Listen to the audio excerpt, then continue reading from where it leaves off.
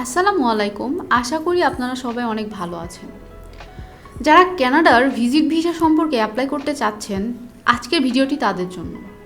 এবং যারা অ্যাপ্লাই করেছেন বা রিজেক্ট হয়েছেন, কারণ আপনারা জানেন যে কানাডার ভিজিট ভিসা 23 থেকে 24 অনেকটা কমে গিয়েছিল।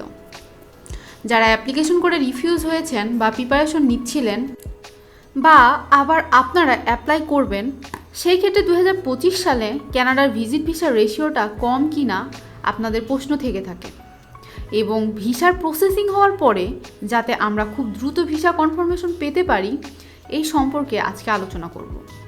কানাডার ভিজিট ভিসার রেশিও এর ভিত্তিতে আমরা বলতে পারি যে 2024 সালে তেমন কারোই ভিসা হচ্ছিল না।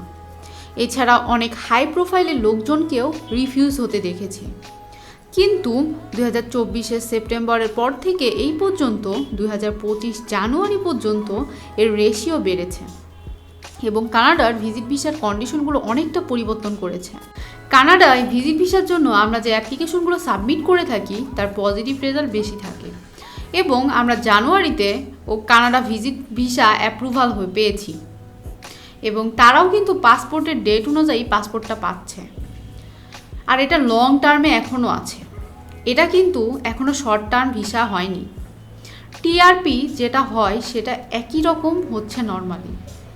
তো আপনারা বর্তমানে ধরে নিতে পারেন যে 2025 সালের কানাডার রেশিওটা অনেক ভালো। যাদের ডকুমেন্টগুলো একটু ভালো, অথেন্টিক ডকুমেন্টস প্রোফাইল রয়েছে, এই ক্ষেত্রে ভিসার পসিবিলিটি অনেক বেশি। এবং কিছু প্রোফাইলে দেখা যায় যে কিছু কান্ট্রি ভিজিট করা হয়েছে, সেক্ষেত্রে প্রোফাইলটা আরও স্ট্রং হয়ে থাকে।